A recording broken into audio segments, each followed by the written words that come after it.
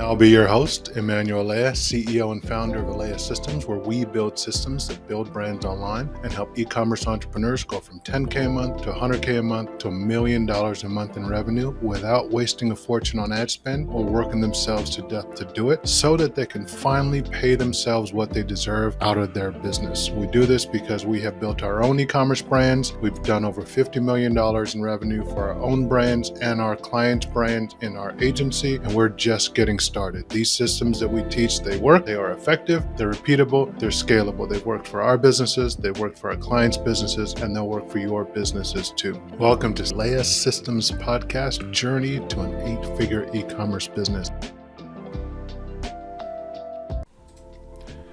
In this episode, I'll be interviewing Keith Hayden, who I believe can best be described as a modern-day Renaissance man. I mean, this guy can do it all. He writes novels, he produces music, he plays multiple instruments, speaks multiple languages, teaches school in Japan, is building a community of veteran creatives, and on and on and on. His creativity seems to have no bounds, and that's what excited me the most when I got the opportunity to speak to him.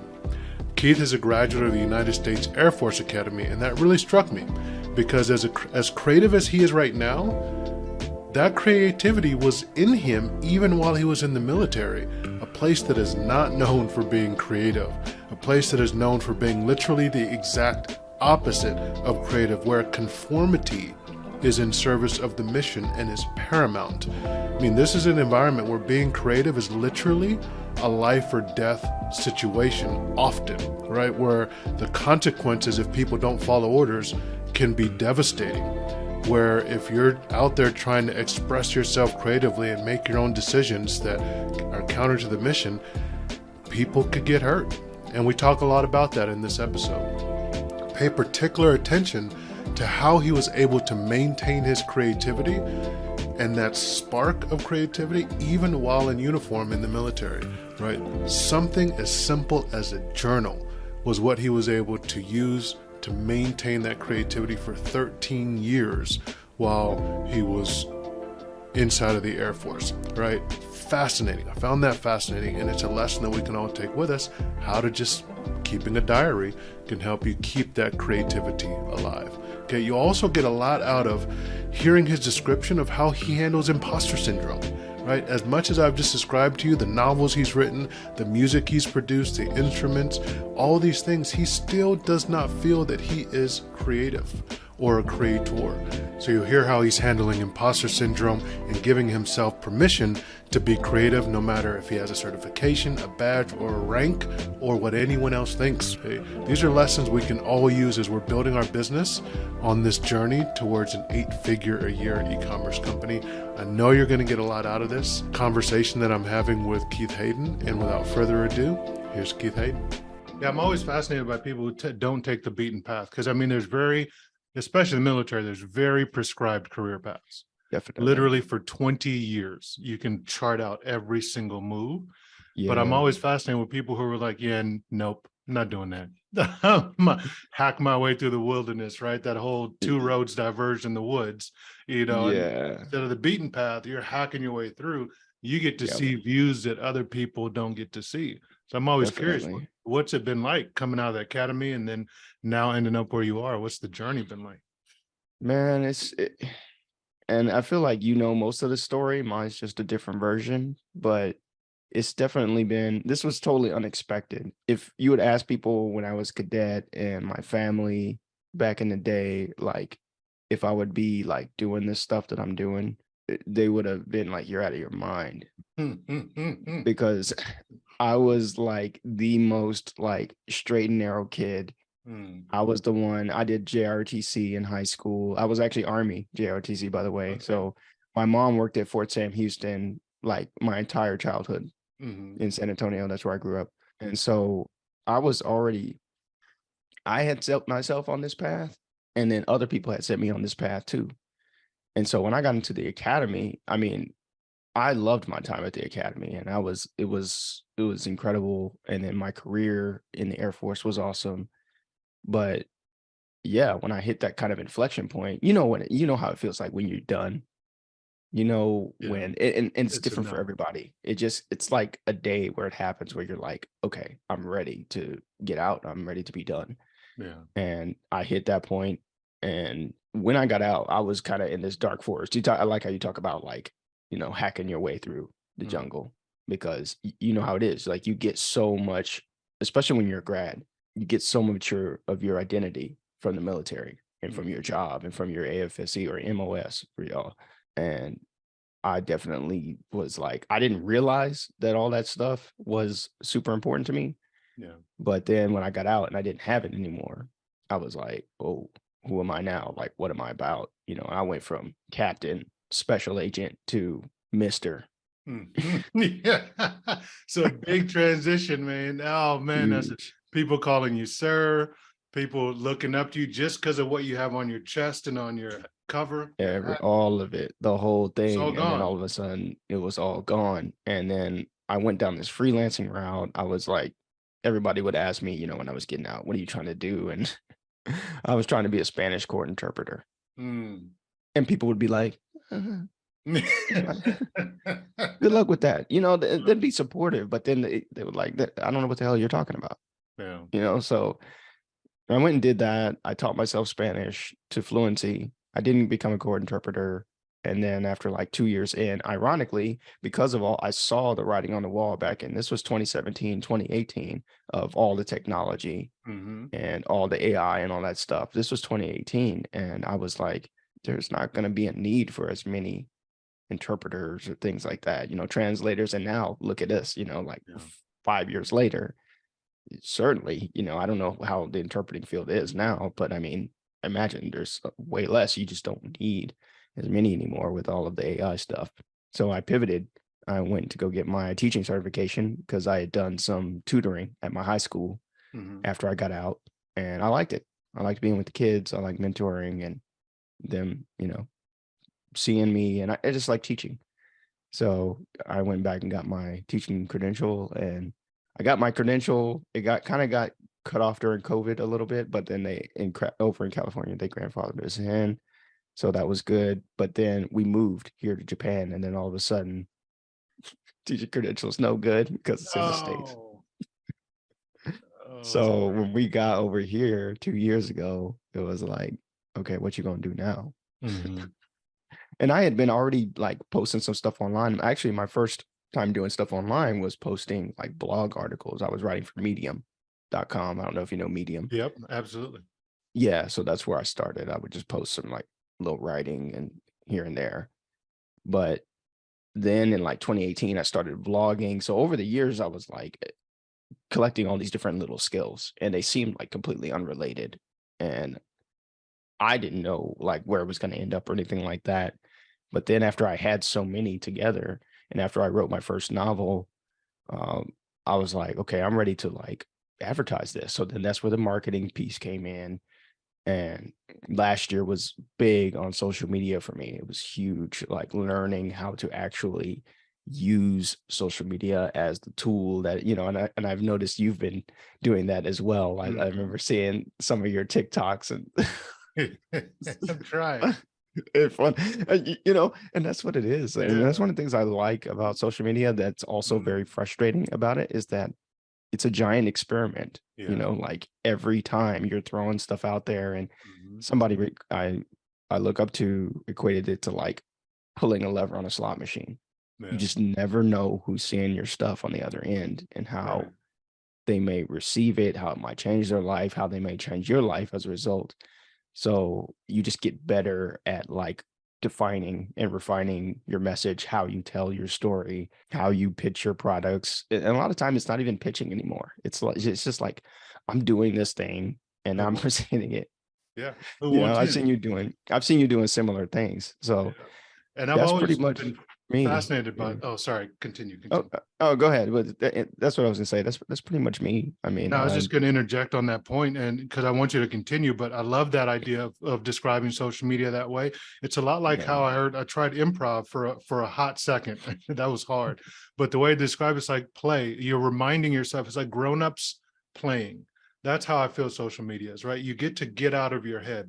So much of yeah, the day is spent on an agenda. In fact, I have my calendar up right here. I have my emails over there. I have my notifications on this screen. It's so planned and structured and rigid. It's Mm-hmm. like when you flip on that camera, especially for the TikTok style. And people Mm-hmm. have their feelings about TikTok. I don't care so much about that. What I like is Yeah, what yeah, they've presented us with, the opportunity exactly. to just literally let it out. Just That's it. whatever's on your mind, unstructured, unfiltered Right. for 15 seconds. Just play for a second, have That's fun, it. be yourself, and you get to Mm-hmm. see what comes out. I had an art teacher because I've been going on this creative path that I've been documenting. And she said the most profound thing to me, as structured as I am. She said, look, when I start to paint, I don't usually know what I'm going to paint. I just start with the Mm. canvas and I let it tell me what to There paint. it is. I was like, hold on, wait, Yes, what did you just say? What you mean, that gorgeous painting you have on the wall that you created, you didn't know you were going to make that? She's like, no, I just, the paints, the way the brush felt, the way it moved. yes, And there's yes, something so incredibly liberating about that, it right? is. About being able to just let go in a safe way, right? Just let go, not be I so love it. structured, not be so forceful. So yeah, I love what you're saying about social media. And I wish more people knew that. Yeah, and I think a lot of people see, I feel like there's two sides to social media. You Hmm. know, it's Yeah. like the side, it's the consumer side where everybody's is the entry point for pretty much everybody when you get first discover a new platform like TikTok or Twitter or whatever it is. You're on this side to where you're being fed stuff. And I'm kind of going through this right now again because I actually started a Twitter account in Japanese. I'm Mm. learning Japanese. I'm like really trying to get really strong at it now since we're here. And I started a Japanese Twitter account. So I had to start over. So my algorithm's all crazy. Like people are, it's just offering me stuff that I'm not interested in because it doesn't know, because it doesn't have enough information about me, like talking to a Japanese audience. And so I think that's what happens, especially now that they're all heavily algorithm driven now, that you have to get through that phase of, okay, it's learning about you. And most people never get past that phase. They just, they're like, it's showing me stuff. And some people, it goes two paths, right? Some people really like what it's showing them, and other people hate what they're showing them. It riles them up. They're getting all these notifications. It's all the stuff they don't care about, or, it's emotionally charged every time. So they're like, oh, social media is terrible. And I feel like that was where I was at back in 2020 when COVID broke out. COVID breaks out. And then, of course, you have the doom scrolling and, everybody's looking at what the next update is going to be. It's all scary times and all this stuff. And I just made a decision. I remember like a month into it, I was like, you know what, I'm tired of just being on this thing and it's just draining me. I'm going to use the time. I'm going to use it for something different. So that was the beginning of the mental shift. And then last year, it took a couple of years for me to go through this. I'm summarizing very heavily, but it takes a while to get through this mentality to get to the next level to where, okay, this is a weapon now.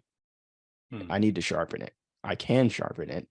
And yeah, it's algorithm driven, whatever, but there's a way to play the game to where you can actually benefit instead of just posting stuff and getting riled up and people, listening to all these inflammatory conversations about, because I've heard whispers about stuff that's going on with TikTok or anything like that, like Yeah. potential regulation. Honestly, I don't know anything about it. It's just probably because I'm over here in Japan. So I don't really know what's going on. But um, the point is, like, it's, if you look at it as kind of for what it is, it's a piece of software.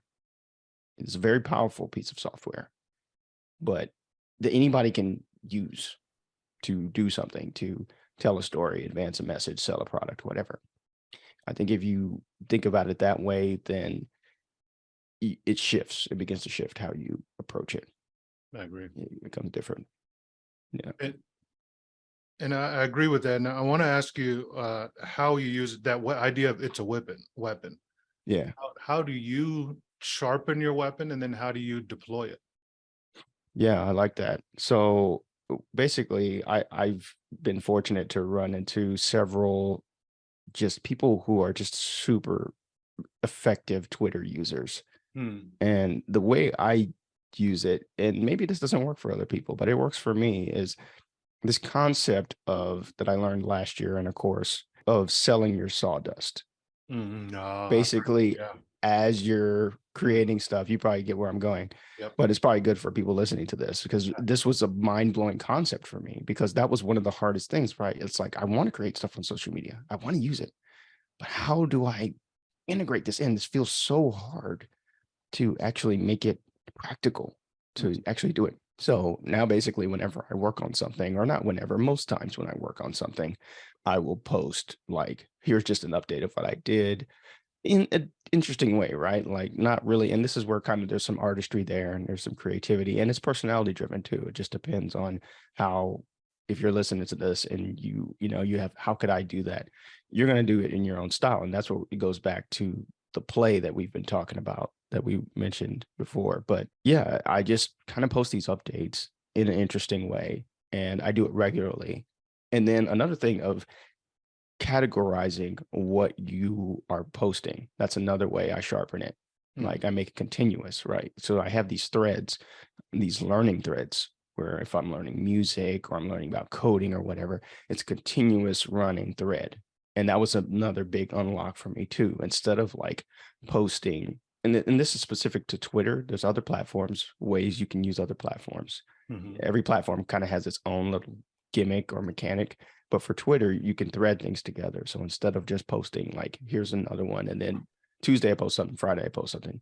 No, if Tuesday and Friday are related, go back and find that Tuesday tweet and then link it together. And then now you have a running list. So when anybody finds that topic on your account, they're going to find all of this. You're basically creating a digital resume for everything that you are doing. And that's one way that I'm using it, like to very powerful effect. Because every time I post something about learning Japanese, it's just a running list. I started it back in October of 2022, and it's now January. So it's been 3 months of me just occasionally, and it's not every day, but whenever I do, it's like, wow, you know, we can see like my Japanese, I can see my Japanese getting better. Other people can see my Japanese getting better.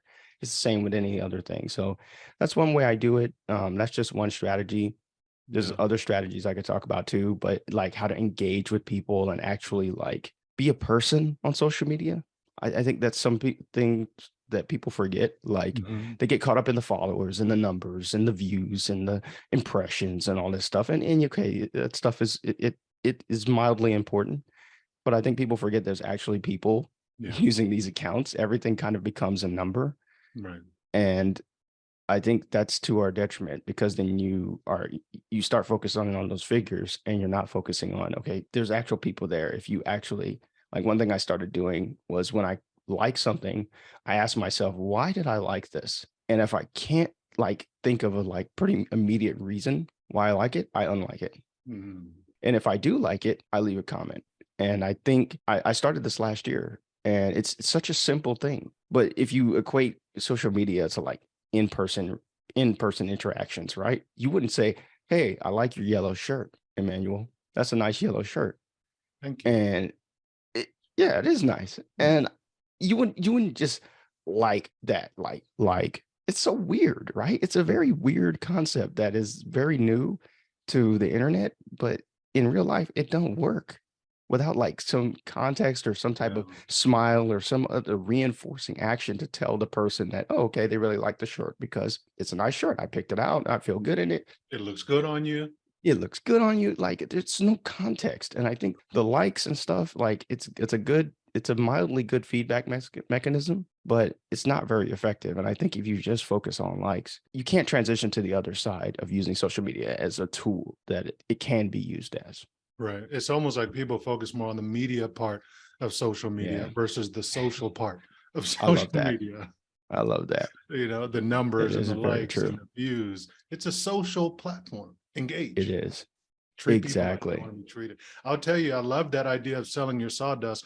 Both of these ideas fit to the same idea, is vulnerability. I feel like that's kind of what TikTok and that short form content is created, and UGC, user generated content, is we're just tired of the polished Instagram world, right? Where you're showing a fake life. You see these people renting out a private plane to sit on it for a day to take a whole Right. bunch of photos to show that they're living that lifestyle. It's not true.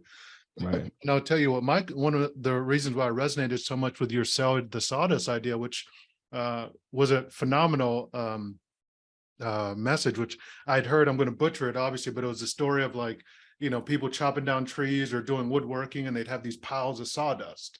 And then the sawdust was just sitting there, getting in the way, and they started to find people who needed the sawdust. So their waste product that they couldn't throw away or were just going to throw away became a product in and of itself. So the idea of documenting the journey, the raw, uncut, unfiltered material that would be a blooper reel in the past or casted aside on the cutting room floor is actually beneficial. It could be a product on social media. I love that idea. And this is what happened with me. I did a challenge last year in May when I launched my TikTok. I said, look, I'm going to dedicate myself to social media. I'm going to try this out, see if I can do it. 3 posts every day for 30 days. My sister challenged me. And it was like, how hard can it be? It's 15 seconds. 2 weeks later, I burnt out. I was done. 3 posts a day, man. Ambitious. And I didn't realize it at the time. I was naive. I'm this hard charging go-getter. Like, 3 posts, 15 seconds. These kids are doing it, man. Kids. What? I'm a polished professional. I got gray hair. I don't earn these gray hairs, right? Like, I can do this. But I was burnt out. And I was talking to my coach about it. And I said, look, I can't do this anymore, man. I'm tired. Like, I'm just sick of waking up every day trying to come up with something interesting to say. Because, what was I doing? I was trying to make something interesting.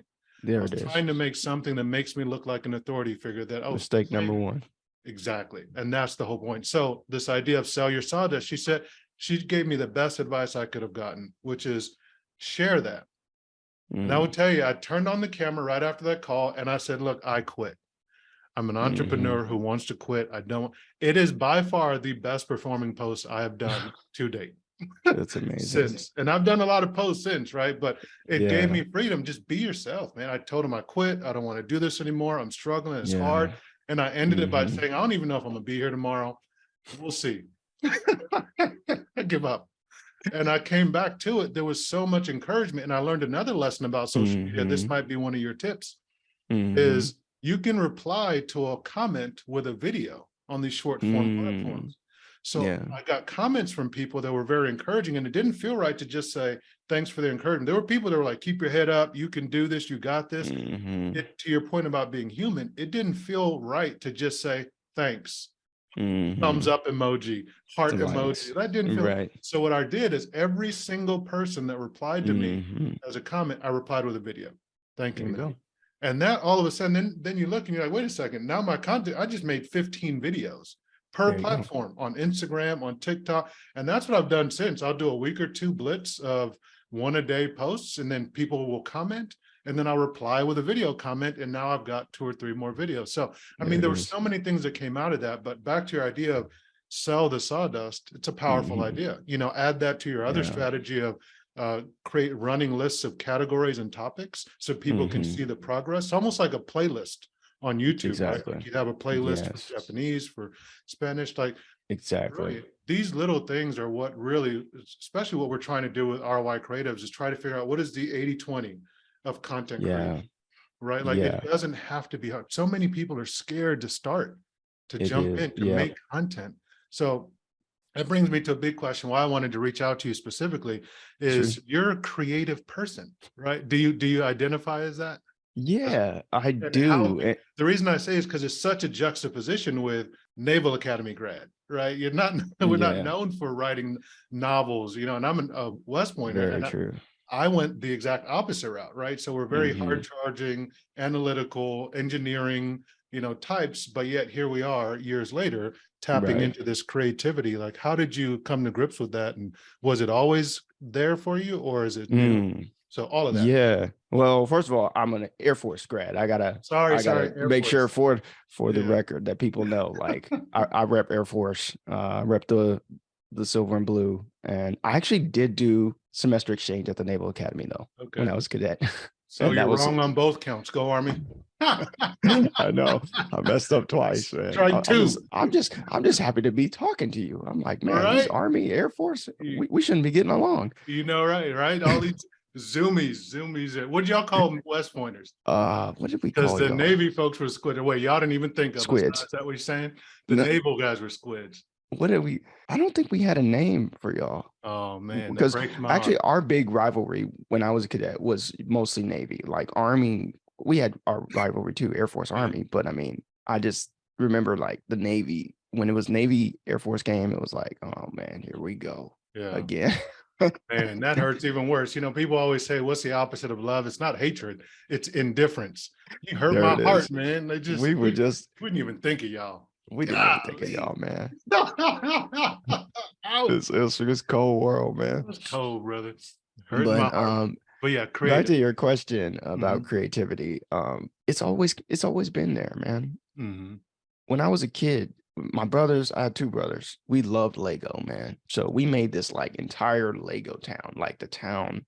I remember we had two like twin beds where my brothers and I used to sleep. And then when we got older, they got another bed. And so we used like this entire bed frame as a Lego town. Mm. It was all the base plates, and then we built buildings on top. And I remember like when I was 11 or 12, we made like a home movie or something about it. And we had the characters and stuff. And we even did some stop motion things. And so things like that when I was a kid, it was always kind of there.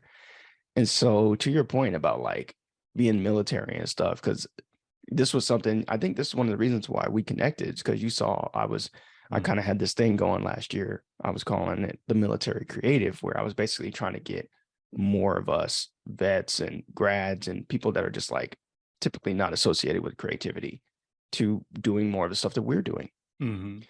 and tapping into that. And I still kind of maintain the spirit of that and something else that I do. But bottom line is it didn't really work. Like I didn't really find the audience at the time for it. But yeah, we're definitely not known for creativity. And I know when I was active duty, I almost lost mine because, you're active duty, you're being told when, where, how, here's your job, here's where you work, here's your coworkers, and there's not a lot of wiggle room Yeah. for your own thoughts, let alone your own like doing stuff like this. So what I did was I kept a journal. I started a journal when I was a cadet, and I wrote in it and for 13 years. And I didn't write in it daily, but I wrote in it regularly enough to where I kept that creative spirit. And it wasn't just like I did this today. I went here or there. Eventually it became like a writing practice platform. And so I would write stories, I would write poetry, try and imagine life from the perspective of different people. I would talk about the places that I was traveling to, and I was traveling all over, the training that I went to. And so it kind of became this story in itself. And so that one thread, I actually just wrote about this a couple of days ago. That thread of creativity really kept it alive for me. I felt like I was like blowing on the embers of a flame that was going out. Like if I stopped, like it was gonna, but something told me like this is important just to do this little silly act for, even if it's just 5 minutes. Mhm. And I wasn't doing it every day, mind you, but it was just something to keep that act of creativity going. And so, to your question, like, yeah, it's kind of always been there. And I just never, because it wasn't my job, because it wasn't my identity, because, I went to the academy and all that stuff. It wasn't like I didn't consider myself an artist. Like, it was like a couple of months ago that somebody said, "You're an artist," Mm. because they heard some of my music for my Mhm. podcast. And I was like, it kind of took me a second to Mm. let it sink in. Like, you know what? I am an artist, because I never thought about myself. Like, I was like, artist people, they think a certain way. They talk, they're all, oh, Yeah. whatever, like, I don't know. I had this image of what an artist was. And it wasn't me because, I was the straight laced military kid. I was the military guy. But definitely with the music that I've done with my podcast, I do voice acting. I run this entire podcast myself.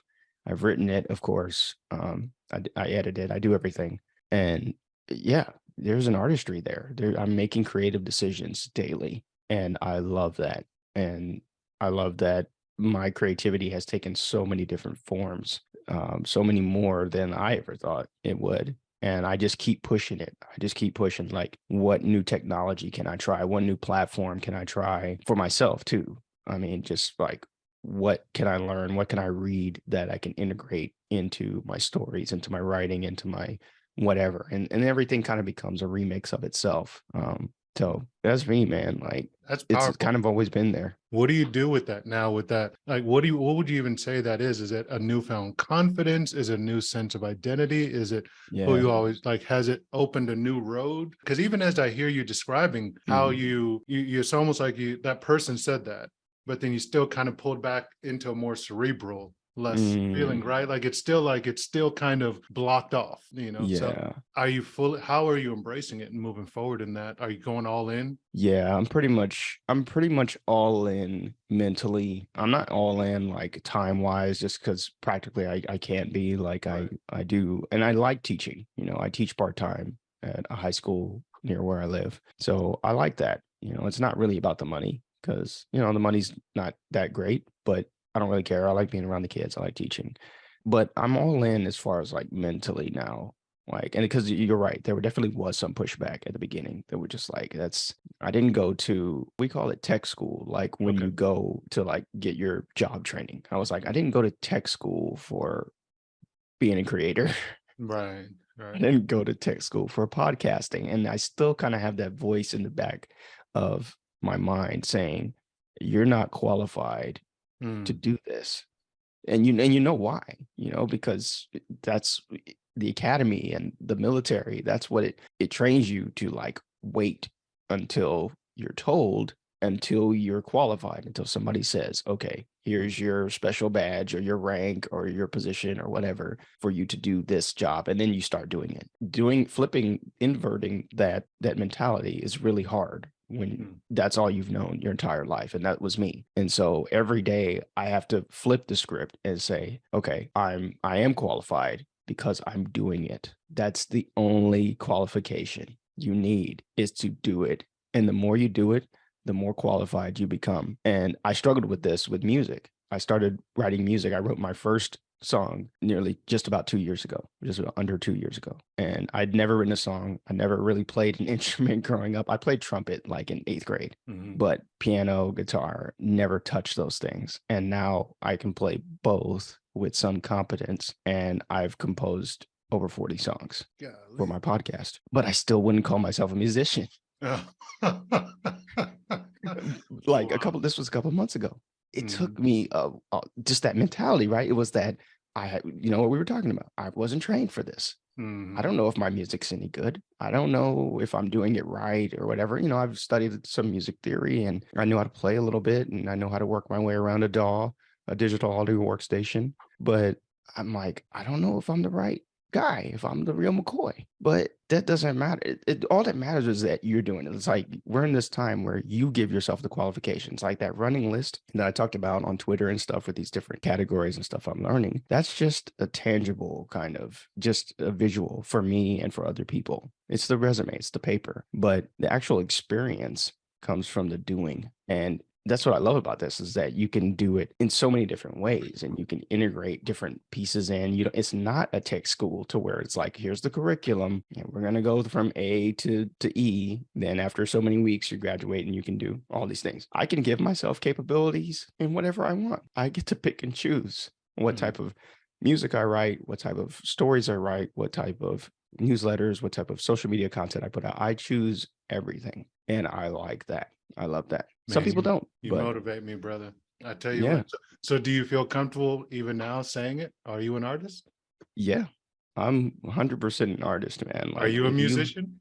I'm a musician. If you listen to my podcast, you will see, like, I mean, it's almost, it's hard because I can't listen to it as like someone who doesn't create it, Right. but I don't know how other people perceive it, but because it does change a lot, but it evolves. Like, if you listen from the beginning when it was just supposed to be an audiobook to Mm. like now to where it's like a full-fledged audio drama, sound effects, sound design, music, just the kind of creative decisions that go into every episode, you'll be like, I think maybe that's what might be impressing people about it, is that one, it's just mostly a one-man show, but also that there is some creativity, there is artistry in it. Yeah, man. I definitely am calling myself an artist. That's awesome. You know, That's awesome. I tell you, I listened to your short story. I'm on episode 1. I haven't got to the podcast yet, but it's fascinating to me. I was blown away okay. that you made that. And I did not know you also have a podcast. I did not know you're also a multilingual. I did not know that you create music. I did not know all these things. And yet here you are still wondering, there's Yeah. some doubt in there. Am I an Yeah. artist? Am I a musician? Like, it's powerful because I started this whole journey after I went to that death cafe to become more creative. Right. And Mm, so the first thought that hit me as soon as I decided that's what I want to do and tap into that, I felt that same feeling you have. And yeah. so, I love the definition you gave. Just the doing is the only qualification you need to call yourself an Yeah. artist. It's a whole different world. It's not like where we came in the military where someone else has to bequeath you with the status of artist, musician, right? Yes. No, you pick up the camera, you're a cameraman. You pick up the paintbrush, you're a painter. Like, just go do and see what happens after that. So fascinating. Exactly. Exactly. And if anybody's listening to this, I don't know, like, the type of people that listen to your show or things like that, but I feel like anybody can hear this and take the message away of just start doing it. Yeah. Like, I think one of the biggest things I struggled with was when I was starting was that I felt like I needed to have the whole solution. Mhm. Like, it started with my website. It was like, well, the website doesn't have this XYZ. It's like, no. Is the website operational? Can people see it? Can you see it? Does it have all the stuff that you want on there? Even if it's just bare bones, even if it's just contact information and one thing that you made, whatever you're making, writing, drawing, whatever you're doing, then it's done. And you will iterate if, as long as you keep going back to it, it's going to get better if you keep doing it. And that's why I like this concept that I heard about last year of do 100 things. Hmm. So it basically just goes like this. It's basically like whatever you want to do it 100 times. Yeah. And see how it changes. It's highly unlikely that if you do something 100 times and you like count and you legit do it 100 times, Yeah. that you're going to be terrible at it after 100 times. No. It's just unlikely. You're going to have things that are bad. You're going to have a lot of things that are bad, but you're going to also have a few flashes of brilliance if you keep doing it. Like, and if you, of course, want to do it, you're not, this is assuming, hopefully you're not being forced to do this, but if it's voluntary and you're interested in whatever it is you want to do 100 things of, then just do it. It's not do, and I love it because, as a teacher, it's not do 100 good things. Yeah, right. It's not do 100 A+ worthy things. And I think we all come up in some type of education system to where that is the metric. And as a teacher, this is just super close to me as far as like grading and all this stuff. But it's true. You're not trying to get evaluated.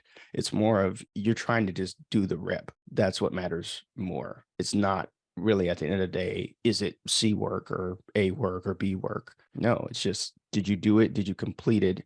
And then how did it feel at the end? Do you feel like, okay, it was a total pain in the ass, and you would never want to do it again? Then don't do it anymore. Or did you love it? And did you go through this evolution and be like, that was a lot of fun creating all of that stuff? Okay, now do it 100 more times and you'll get even better. Right. And the more you do it, it becomes this reinforcement flywheel to where it's like it gets easier to do. It gets more fun to do, and your quality is going to rise as well. But you just have to do it a lot. Which and reinforces doing it more and doing exactly. It more and the flywheel just keeps spinning. But I feel like that's where people stop is they make one video and they're like, oh, I got like 10 impressions, 10 views or whatever.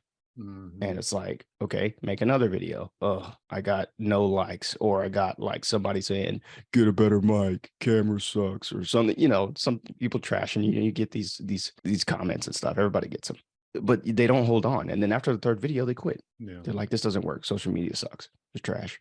Right. But you have to keep showing up. Cause I did a similar thing with TikTok last year. I didn't go as hard as you. I didn't do 3 a day. Like, man, that's 3 a day is tough. Mm-hmm. But I was trying to do it. Like, I was trying to connect it to my reading. So basically I tried to like focus mine on like, cause I like to read. So I was basically like, okay, I'm going to like try and summarize chapters, basically like reaction videos to these chapters.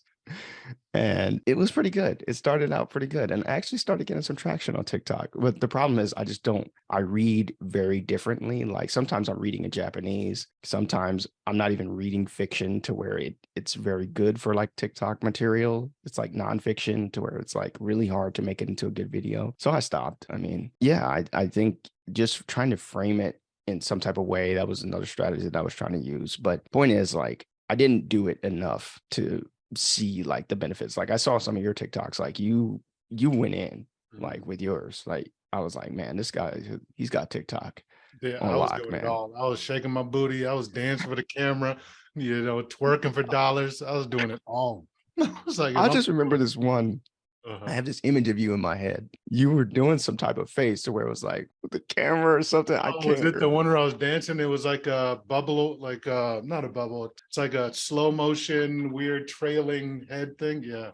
I You think it was are dead something. to me. You always did. I had fun with that one.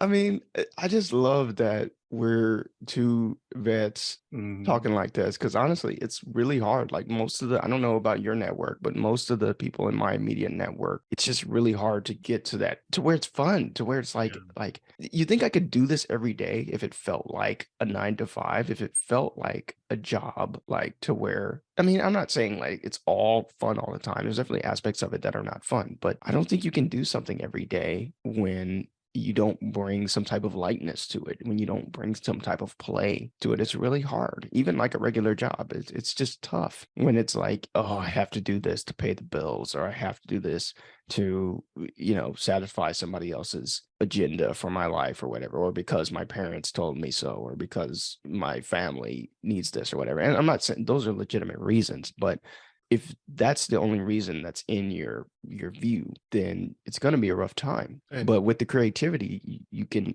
always make it like, I'm just going to make a funny TikTok video and see what happens. And then it just so might happen that you're just being yourself mhm. results in massive payoff, massive benefit. And I had this last month. I had a video that was supposed to be a training for Chat GPT. Maybe you saw this, and it went viral. Mm. It went like mini viral, right? Not like millions of views, but for me, it hit like 30K views over a month. Ooh, wow. My YouTube channel exploded Mm. from, it was a dead channel at the beginning of December, 11 subs to over 400 subs in Wow. 1 month. That's huge.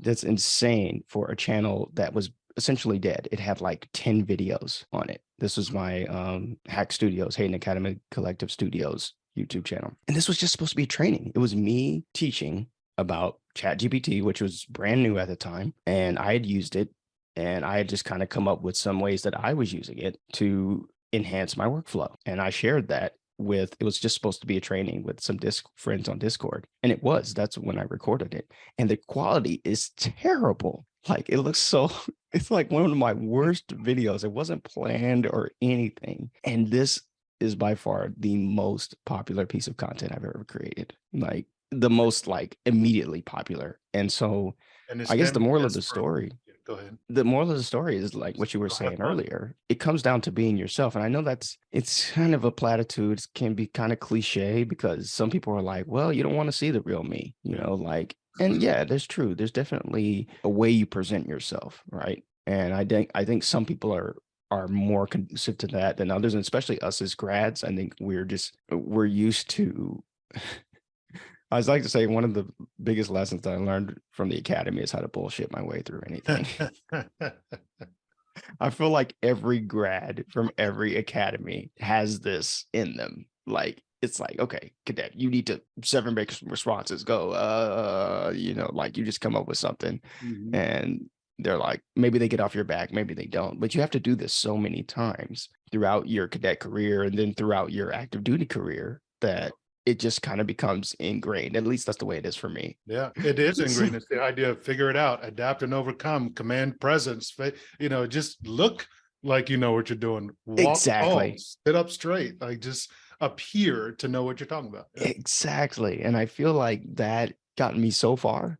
Mhm. That is like, man, But it's there's a been blessing and a curse to your point, right? Because you're right. In my network, it's being creative and being playful and being, joking around and allowing yourself to come through, it's not something that's valued. And where we come No, from, you think no, about it, you can't do that. It's actually detrimental to the exactly. mission to be an Absolutely. individual, right? Like, call Hmm. 'em Blue Falcons, right? Like these guys that are out there doing their own thing, Mavericks, Hmm. wild, it throws things off. So it hurts, part of being a good soldier, being a good airman, I'm sure, and being, Hmm. in the military is falling in line, right? Yes. Falling in, we all bleed army green kind of a thing. And I find Yep. that now, even though we're not underneath that, a lot of the clients that I have that are former military cadets, former Mm-hmm. academy, especially, that is the hardest thing I have to do when we get them in front of the cameras. Loosen up, man, Hmm. because it's immediately they Yeah. lock up, right? They Yeah. lock. Like I'm sitting here joking, they're telling me jokes, I'm telling them jokes. All right, we're rolling, and bang, they lock up. We are, therefore we are, because we're, and it's like that's what we just know. And it's like, no, Right. bring that guy I was just talking. That's because what I have to Yes. explain to them over the course of a day of shooting is, which usually unlocks them, especially the business folks, Yeah. on camera, is people buy from people. At the end of the day, Yes. we buy At the from, end of the day. you need to Yeah. connect. It's what you said about social media. So the Hmm. social part of social media, be human. That's Right. what sells. And so literally my job is not to be a producer, a director, cameraman, or anything when I'm in front of those Right. folks, is to just help them let themselves go.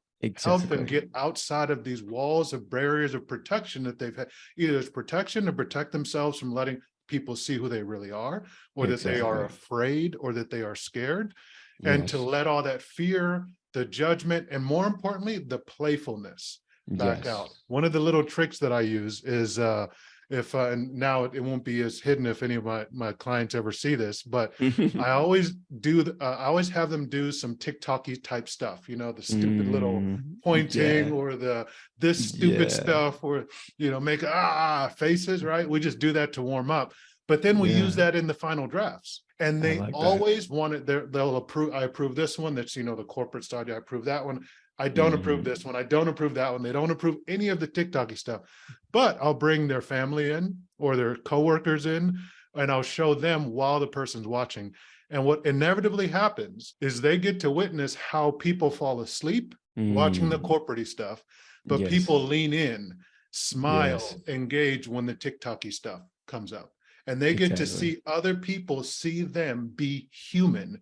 And that Yeah. opens the doors. The very next day, they come to the set. They're like, all right, turn on the camera. I want to try it this way, and I want to try it that Right. way. And all of a sudden, all the things that I was asking for yesterday that seemed ridiculous, I refuse. You're Hmm. trying to make me look like an idiot. Emmanuel, who are you? I've been Hmm. cussed out, man. I have been cussed out by people. I Like, I'm not believe it. doing that. Why the hell would you even ask me to do something so Hmm. foolish and so stupid? I'm a Hmm. professional. I've done this. Hmm. Okay, okay. We're not. Hmm. But the next day, here they are, because they get it now, right? Because at the end Yeah. of the day, whether you like TikTok or not, or short form video, or even social media, Hmm. humans have not changed in millennia. We connect with each No. other. And I don't want to Yeah. see soldier person. I don't want to see formal corporate person. I want to see you. I want to see Right. who you really are. And the sooner you can let that come through, the sooner my defenses go down. And I'm willing to Hmm. hear, okay, so what are you selling? So what do you guys do? Exactly. What do you got? Yeah, what do you got? Yeah. Yeah, okay, I trust you now. Yeah, it's building that trust through vulnerability. And I've seen this, everything you said, I've seen it in my own career. I've seen it as a teacher. I've seen it as a creator. I've seen it when I was in the military. Like when you let that professionalism not be the leading thing, right? You still want to be professional. You still want to be, do your job. But at the same time, when you be who you are, like you have to let some of that leak through. And I feel like it's become a lot more acceptable nowadays to let more of it leak through. Like I Yeah, think of like being in the classroom. I was just in the classroom yesterday at the school, and the students nowadays they expect a level of openness and vulnerability because they grow just grown up with that access, right? right. It's not like when you and I were coming up to where the teacher was like kind of it was a one-way type of thing. The teacher told you, you did it. And if they wanted to share stuff about themselves, some did, most didn't. I feel like now with the way the internet is and the way these kids they can just go to TikTok, they can go to Instagram and see how people are living. They can see like every aspect outside of the professional sphere. They just have more of an expectation to have access to that.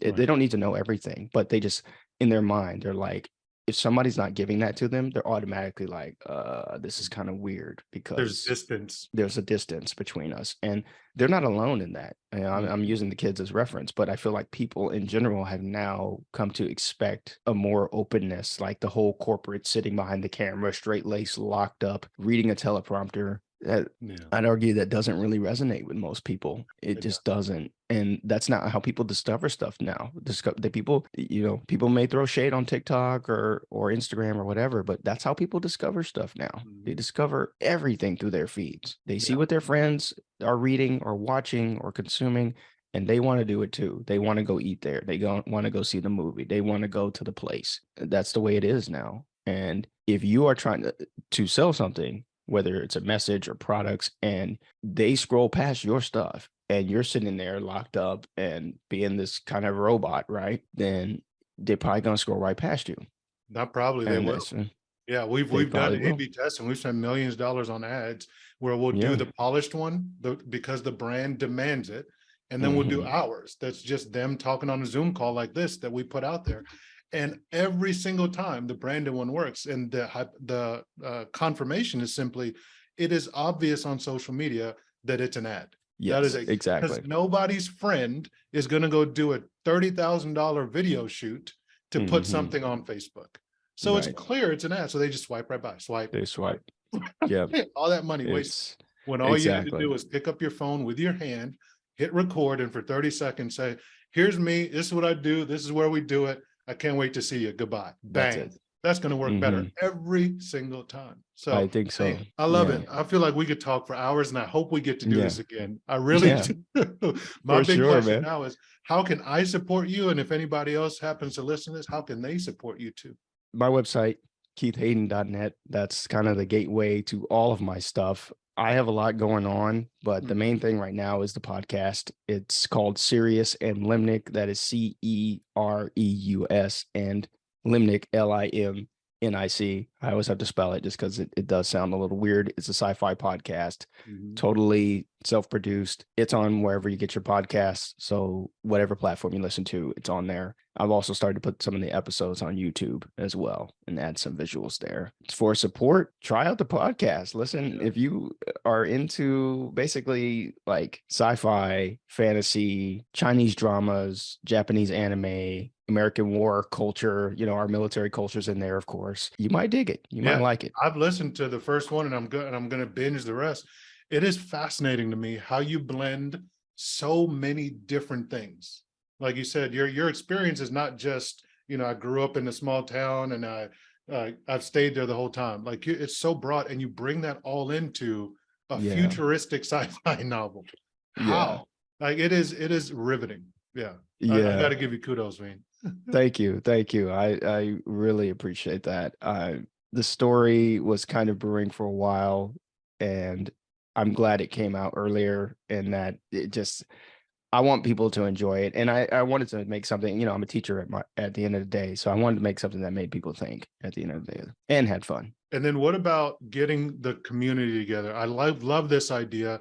I looked for it. I couldn't really find it. I've heard a little bit. There's some Hmm. Hollywood types that they're, vets in Hollywood. I think there's a group that I'll try Hmm. and plug into. But I liked what resonated with me about you is you tried to get a group together. What needs Yeah. to happen to resonate that? Are you done looking, or is it something maybe we can work together on and put out? Oh, I'd absolutely love to talk to you about because it sounds like you've actually got like a good amount of resources to actually make it happen. I mean, because I'm a one-man show, like I'm a one-man show substitute teacher doing all this stuff. And occasionally I get some help from my wife, my lovely wife. Yeah, so I don't have like those resources, but yeah, I'm very much still looking, man. Like just recently I've started something I call The City, and it's not just vets, but it's basically creators just supporting other creators through just companionship, just being there. Because I mean, it's as you know, it can be a lonely road. Yeah. Not everybody's doing this, and if they are doing it, some are doing it casually, and they're not doing it to the same extent. So I am very much interested in finding other vets and U.S. government like people who are not native creators and helping them find their creative instinct, like you and I have. I mean, I'm because ex- I just feel like at the end of the day, it's so freeing It's Yeah. so there's so much, even if you're not trying to start a business, even if you're not interested in like selling products or selling the stuff you make, you just want to make it for yourself. Man, I dig those people just as much because it's valuable at the end of the day. It's so just to have one more person who's like, I have a reason to get up because I'm going to make something that is mine today. Mhm. And in this world where it feels like less and less what we have is truly ours, and algorithms and platforms and things like that. When you make something, it's yours. There's no doubt that it came from you, even if it's bad, even if it's not like A tier stuff. A lot of it won't be. I know a lot of mine isn't, but it's still valuable, if not only for yourself. That's So, yeah, I'd love to continue looking for people, man. powerful words, man. And you said it was Mhm. this with the city. Where can I find that, or what is So right now the city is basically just it's like one blog post on my Substack. it? Okay. Well, I'll I'm basically like I'm building a city. So if you go to my Substack, it's called Pyramid of Ideas. I love it. You'll find the article where I'm talking about, hey, I'm trying to build this city. And then there's a link to my newsletter, The Creative Futurist, where the creative futurism is kind of my personal philosophy of how I put all of my stuff under one umbrella, Hmm. but the newsletter is kind of the vehicle where I talk about creativity and basically trying to create a this is the field manual, the Army field manual, the Air Force instruction for creativity. Basically, that's what I've never said it that way, but it's basically what it is. It's basically like if you pick this up, you and read it and Right. absorb it and do it, you will be a more creative person. That's what the Boom. Creative Futurist newsletter is. That's exactly what I'm going to go pick up because I'm on this path, and you have shortcutted my process, my friend. You are the guide, and I know you're going to help so many people. Like, you are so prolific. I don't even know you realize how many different things. I lost track. I've been taking notes. I lost track of how much musician, artist. It's almost like it was pent up so long. Now it's bursting. It was screaming. You can't keep that down. Now you're writing, you got this email list, you've got the pyramid of ideas, you've got the city, KeithHayden.net, the Yeah, podcast, you've got you got it all. And I'm happy to see it. You fire me up, you motivate me, and I can't wait to do this again, my friend. I'm glad I we appreciate it, man. yeah, Anytime. let's connect and let's do it. Let's Yeah, bring everybody together. for sure. Well, thanks, brother. Yeah, no problem. That's it for another episode of the Alea Systems Journey to an 8-Figure E-Commerce Business podcast. If you enjoyed listening to this episode, please leave us a review. It costs you nothing and gives me and the folks who worked hard to produce this episode great feedback on how this content helped you. And that's why we do this, to make sure that you get to that 8-figure business even faster than we did. So tell us how we're doing, and please, please, please leave us a review. And if you know of another e-commerce entrepreneur who could benefit from hearing this content, please share it with them. They'll thank you for it. I'm your host, Emmanuel Alea, and we'll see you in the next episode.